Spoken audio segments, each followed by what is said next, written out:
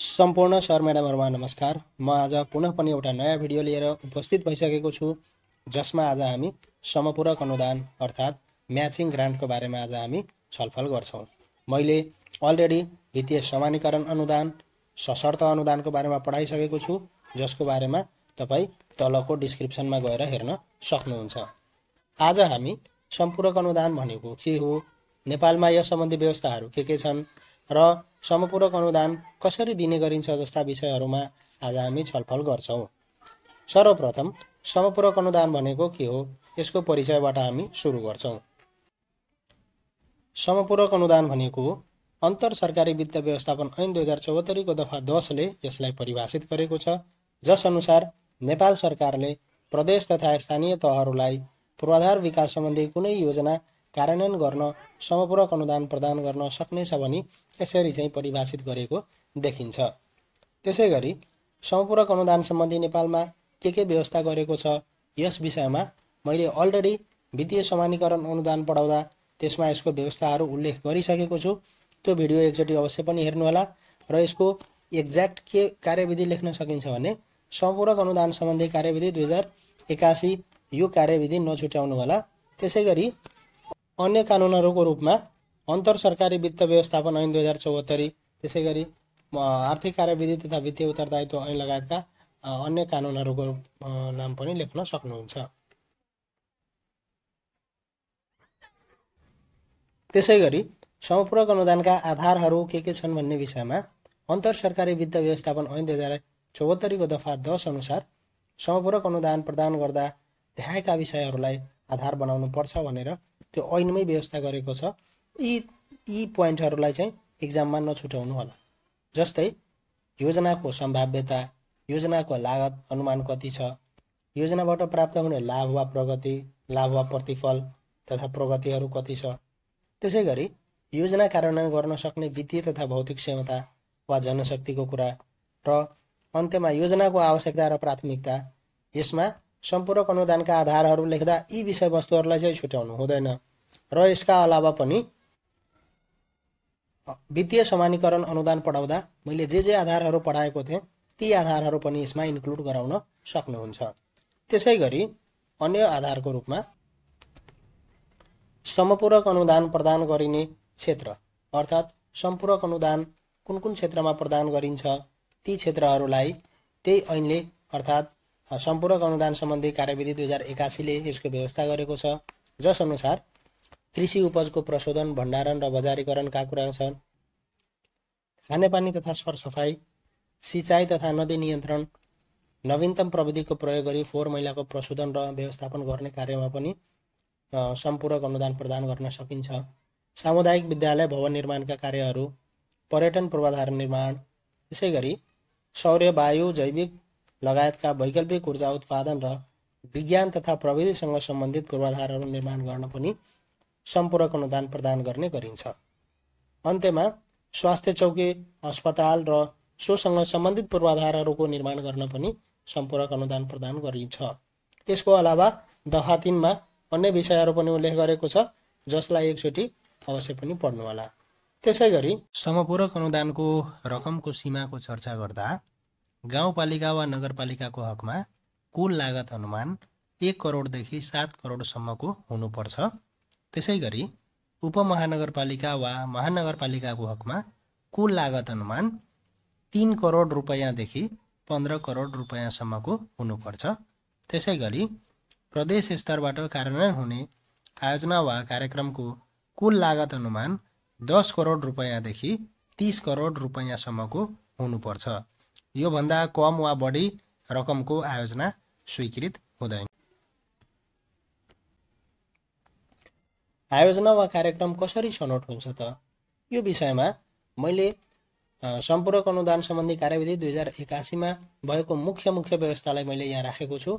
एकचोटि त्यो कार्यविधि डिटेलमा पढेर अनि त्यो आफ्नो हिसाबले तपाईहरुले नोट बनाउन सक्नुहुन्छ। यसमा योजना आयोगले प्रत्येक वर्ष मङ्सिर मसान्तभित्र सूचना प्रकाशन गरी प्रदेश वा स्थानीय तहबाट आगामी आर्थिक वर्षमा समपूरक अनुदान सञ्चालन गर्ने आयोजना वा कार्यक्रमको प्रस्ताव माग गर्छ। सबभन्दा पहिला मङ्सिर मसान्तभित्र प्रस्ताव माग गर्ने काम गरिन्छ। त्यसैगरी प्रत्येक वर्षको माघ मसान्तभित्र प्रदेशले सम्बन्धित मुख्यमन्त्री तथा मन्त्री परिषदको कार्यालय मार्फत र स्थानीय तहले सोझै योजना आयोगमा विद्युतीय प्रणाली मार्फत अनुदान माग गरी अनुसूची 1 को ढाँचामा प्रस्ताव पेश गर्नुपर्नेछ। मङ्सिर मसान्तभित्र प्रस्ताव माग गरिसकेपछि माघ मसान्तभित्र उक्त प्रस्ताव पेश गर्नुपर्ने हुन्छ अनुसूची 1 को ढाँचामा। त्यसैगरी योजना वा कार्यक्रम प्रस्ताव गर्दा प्रदेशको हकमा बढीमा 10 वटासम्म र स्थानीय तहको हकमा बढीमा 3 वटासम्म आयोजना वा कार्यक्रम प्रस्ताव गर्न सकिनेछ। यसमा क्रमागत योजना समेत बढीमा 10 वटा र 3 वटा गरी यसरी चाहिँ हामी क्रमागत योजनालाई पनि यसमा इन्क्लुड गराउनु पर्ने हुन्छ। आयोजना वा कार्यक्रम सिफारिस समिति, यो दफा 6 मा आयोजना वा कार्यक्रम सिफारिस समिति भनेको राष्ट्रिय योजना आयोगको उपाध्यक्षले तोकेको सदस्यको संयोजकत्वमा एउटा समिति हुन्छ र ती समितिले आगामी आर्थिक वर्षको लागि आयोजना वा कार्यक्रम सिफारिस गर्दा निर्धारित बजेट सीमाभित्र रही चालु आवको चैत्र 15 गतेभित्र सिफारिस गरिसक्नु पर्नेछ। त्यसैगरी योजना आयोगले प्रदेश वा स्थानीय तहको आयोजना वा कार्यक्रम छनौट गरी सोको विवरण सहितको जानकारी वैशाख 20 गतेभित्र अर्थ मन्त्रालयमा पठाउनु पर्नेछ। यसरी हाम्रो आयोजना वा कार्यक्रम छनौट हुने गर्दछ र त्यसको लागि बजेट विनियोजन हुन्छ। अर्को एउटा महत्त्वपूर्ण हामीले बुझ्नुपर्ने कुरा यसमा भायबिलिटी ग्याप फन्डिङको बारेमा छ। अर्थात् भायबिलिटी ग्याप फन्डिङ भनेको के हो? यो भायबिलिटी ग्याप फन्डिङ भनेको नेपाल सरकारले अनुदान प्रदान गर्ने यस कुनै दुर्गम क्षेत्रमा एउटा सडक बनाउनु पर्नेछ र त्यो सडकको लागत अनुमान 1 करोडको छ भने र निजी क्षेत्रले उक्त सडक बनाए बापत मानव 20 वर्षमा उनले जम्मा 70 करोड मात्र उनले ट्याक्सबाट आफ्नो आम्दानी गर्न सक्छ भने 30 लाख रुपैयाँ भायबिलिटी ग्यापको रूपमा रहन्छ। अर्थात् त्यो 30 लाख रुपैयाँको 50% सङ्घ सरकारले अनुदान दिन्छ। त्यसलाई नै हामी के भन्छौँ? भायबिलिटी ग्याप फन्डिङ भनेर भन्छौँ। यसलाई सम्भाव्यता न्यून परिपूरण कोषको रूपमा चिनिने गरिन्छ। यसको व्यवस्थापन समपूरक अनुदान सम्बन्धी कार्यविधि 2081 मा गरेको देखिन्छ।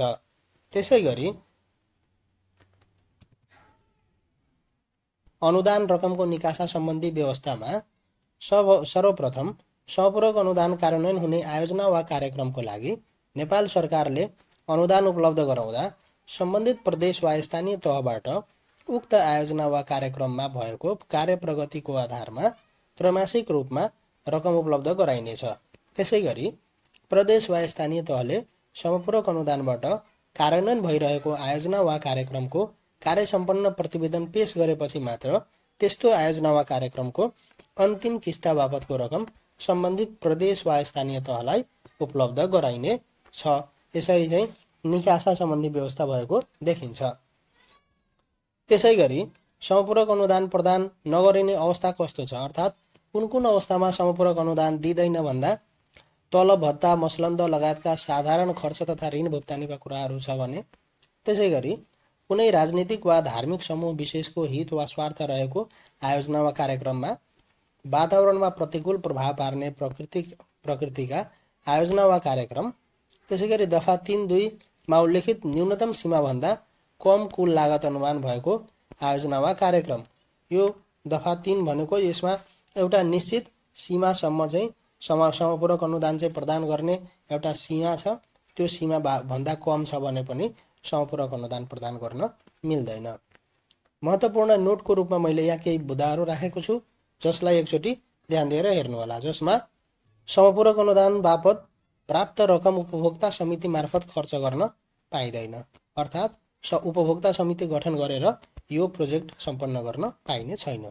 त्यसैगरी कोलेनिकाबाट समपूरक अनुदान निकासा माग गर्दा आयोजनाको खरिद योजना, खरिद सम्झौता र कार्य प्रगति विवरण पेश गर्नुपर्ने हुन्छ।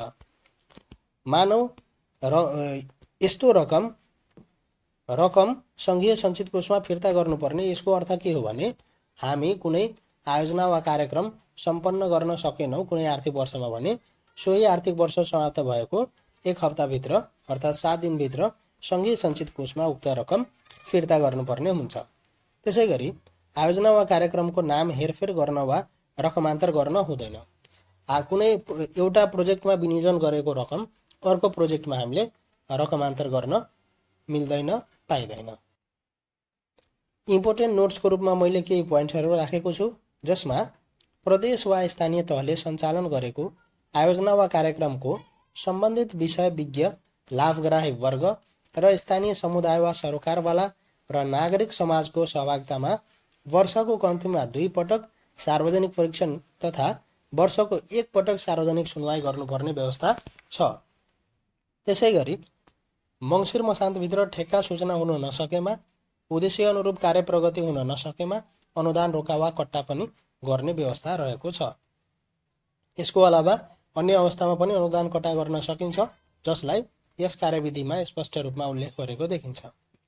प्रदेश वा स्थानीय तहले सम्पूरक अनुदानबाट कार्यान्वयन गरिएको आयोजना वा कार्यक्रमको प्रगति प्रतिवेदन अनुसूची 5 बमोजिमको ढाँचामा तयार गरी योजना आयोगले निर्धारण गरेको विद्युतीय प्रणालीमा त्रैमासिक रूपमा प्रविष्टि गर्नुपर्ने र सो प्रतिवेदन कोलेनिकामा पनि पेश गर्नुपर्ने हुन्छ।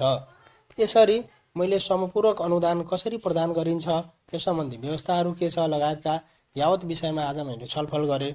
अब